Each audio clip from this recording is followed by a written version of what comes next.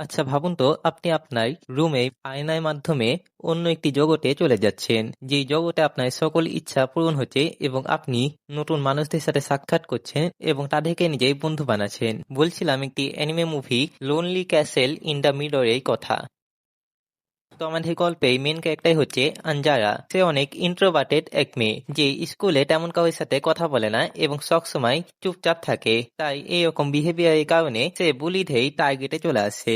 এখানে একটি মেয়ে তাকে স্কুলে অনেক বেশি বুলি করত এবং এক পর্যায়ে তাই স্কুলে বুলিগুলো তাই বাসা পর্যন্ত চলে এসেছিল।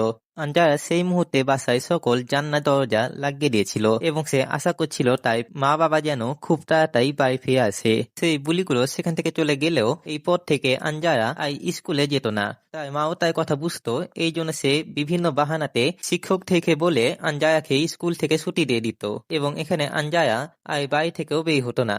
সে সবসময় তার ঘরের কোণে বসে থাকতো। তার একজন সহপাঠী টোজো তাকে স্কুলে পড়া দিয়ে যেত। অতীতে টোজো এবং আঞ্জারা খুব ভালো বন্ধু ছিল। তবে যেই মেয়েটি আঞ্জায়াকে বুলি করত সে টোজোকে নিজেদের গ্রুপে সামিল করিয়ে নেয় এবং তারপর থেকে টোজো আর আঞ্জায়ের সাথে তেমন কথা বলতো না। আজকে আবারও আঞ্জায়া স্কুলে যেতে চায় না। এই কথাটি শুনে তার মা একটু বিরক্তই হয়, তবে সে স্কুলে ফোন করে বলে দেয় যে আঞ্জায়ার শরীর খারাপ হয়েছে, এই জন্য সে আজকেও স্কুলে যেতে পারবে না। এরপর তার মা তার কাজের জন্য বের হলে আঞ্জায়া বাসায় একেবারে একা ছিল। তবে তখন হঠাৎ করে তার ঘরেই আয়না গ্লো করতে থাকে এবং সে ওটাতে হাত দিলেই সে ওই আয়নার ভিতরে চলে যেতে থাকে। সেই ফোর্সটি এত বেশি ছিল যে সে কোনোভাবেই রেজিস্ট করতে পারছিল না। এক পর্যায়ে সে সেই আয়নার ভিতরে ঢুকে যায় এবং সেই ভিতরে সে দেখে যে সেই আয়নার ভিতরে তো একটি গোটা জগৎ হয়ে আছে। সেখানে একটি অনেক সুন্দর ক্যাসেল উপস্থিত ছিল এবং তখন তার সামনে সেই ক্যাসেলেই মালকিন আছে, যে নিজেকে উল কুইন বলে সম্বোধন করে। এখানে সেই মেয়েটি উলফে একটি মাস্ক পরেছিল, তো I guess is make sense. But anyway, এখানে আঞ্জায় আগে আরো 6জন বাচ্চা এসেছিল এবং সে তাদের অলরেডি সবকিছু এক্সপ্লেন করে দিয়েছে যে তাদের এখানে কেন আনা হয়েছে। এই জন্য সে আবারও এক্সপ্লেনেশনে টাইম ওয়েস্ট করতে চায় না। এই জন্য সে আঞ্জায়াকে ধরে সেই ক্যাসেলে ভিতরে নিয়ে যায়, যেখানে বাকি 6জন বাচ্চারা ছিল। এবং এখানে উল কুইন এক্সপ্লেন করতে থাকে যে খেলা তখন শুরু হবে যখন মোট 7জন উপস্থিত হবে এবং এখানে আঞ্জাই শেষ জন ছিল। এখন তার মোটামুটি 7জন হয়ে গেছিল। এখানে সে এক্সপ্লেন করে যে এই ক্যাসেলে একটি উইশিং রুম আছে যেখানে তাদের সকল ইচ্ছা পূরণ হবে। তবে সেই রুমে যাওয়ার জন্য তাদের একটি চাবি খুঁজতে হবে এবং শুধু একজনই উইশ করার চান্স পাবে। এবং সে এখানে বলে যে তাদের হাতে সামনে বছর মার্চ 30 পর্যন্ত টাইম আছে সেই চাবিটি খুঁজায়। এবং এখানে সে আরো একটি গুরুত্বপূর্ণ কথা বলে যে প্রতিদিন সকাল 9টাতে তারা আয়নার মাধ্যমে এই ক্যাসেলে আসতে তো পারবে, তবে সন্ধ্যা 5টা বাজার আগেই তাদেরকে এই জগৎ থেকে বের হতে হবে, না হলে উল কিং এসে তাদেরকে খেয়ে ফেলবে।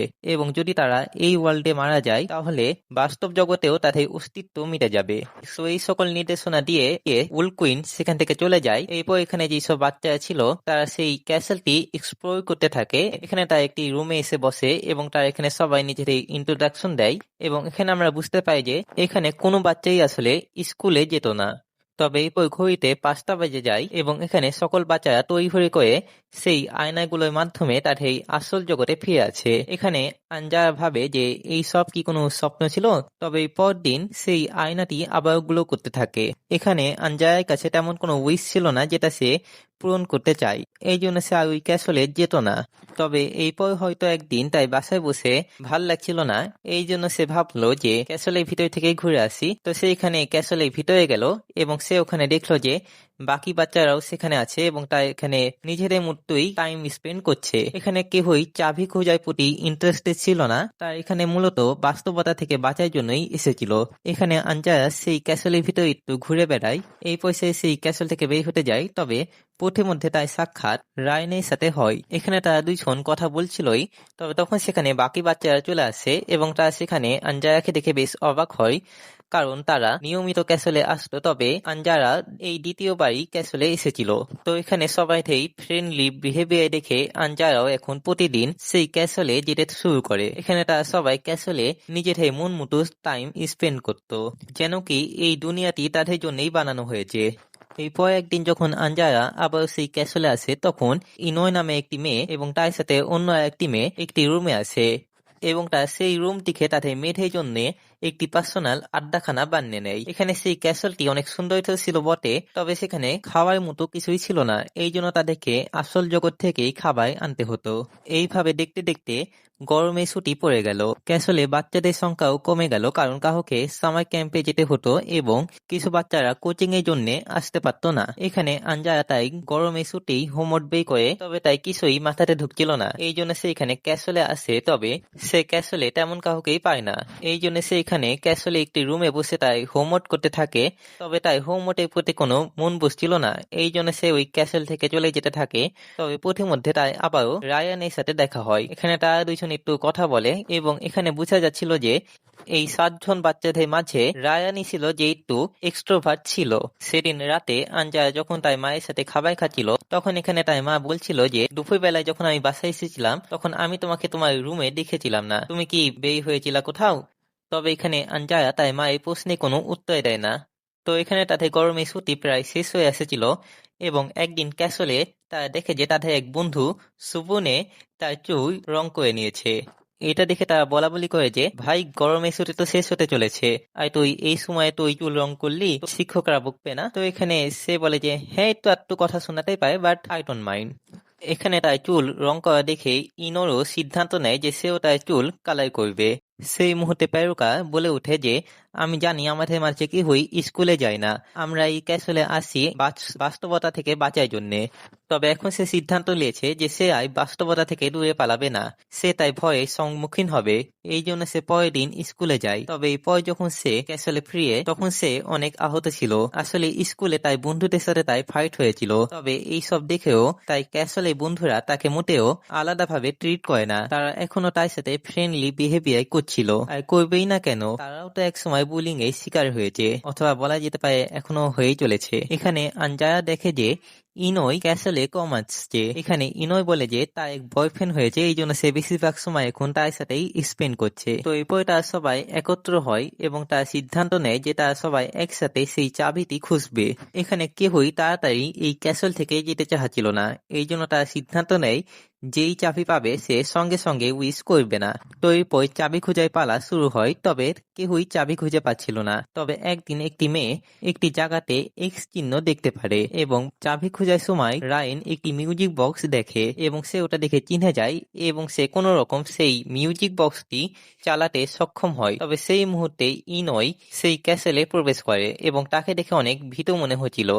তবে সে তার বন্ধুদের দেখে নর্মাল অ্যাক্ট করতে থাকে। এখানে তারা জানতে পারে যে তারা সবাই আসলে একই স্কুলে পড়ে, তবে তাদের সাক্ষাৎ কখনো হয়নি। এটা হয়তো এই কারণে যে তারা কেউই স্কুলে যায় না। তবে এরপর একদিন ওল্ড কুইন এসে তাদেরকে একটি সত্য কথা বলে যে যে কেউই ওই চাবিটি পাবে এবং উইশ করবে এবং তাই উইশ করার সঙ্গে সঙ্গেই ক্যাসেলটি আজীবনের জন্য বন্ধ হয়ে যাবে এবং যারা এখন এই ক্যাসেলে উপস্থিত আছে তারা সবাইটাই নিজেদেরই নর্মাল লাইফে ফিরে যাবে এবং তাদের এই ক্যাসেলে কোনো কথাই মনে থাকবে না এবং এই ক্যাসেলে তারা কাদের সাথে সাক্ষাৎ করেছে সেই কথাও তাদের মনে থাকবে না। তবে যদি তারা সবাই সেই কিটি পেতে অসফল হয়, তাহলে সেই ক্যাসেলটি সময় শেষ হওয়ার সাথে সাথেই বন্ধ হয়ে যাবে। তবে এই ফলে হবে কি, তাদের কাউই মেমোরি ইরেজ হবে না। তো এখন দুইটি অপশন আছে তাদের কাছে, হয়তো তাদের নিজের স্মৃতি ত্যাগ করে তাদের উইশ পূরণ করতে হবে, অথবা নিজের ইচ্ছার কথা ভুলে নিজের স্মৃতি বেছে নিতে হবে। এখানে ইনোই বলে যে সে উইশ করবে, কারণ এক না এক সময় তো তাদের বাস্তবতার সম্মুখীন হতেই হবে, তারা বাস্তবতা থেকে আজীবন পালাতে পারবে না। এখানে আঞ্জারা তাই সেই বিভীষিকাময় দিনের কথা বলে, যেই দিনে তাই স্কুলে বুলিয়া তাই বাড়ি পর্যন্ত চলে এসেছিল। এখানে ইনোই তাকে কমফর্ট করে বলে যে এখন সে আর একা না। এই পরদিন রাতে আঞ্জারা প্রথমবার তার মাকে তার সাথে হওয়া সকল বুলিং এর ঘটনা বলে এবং তাই কথা শুনে তার মা আবেগপ্রবণ হয়ে পড়ে।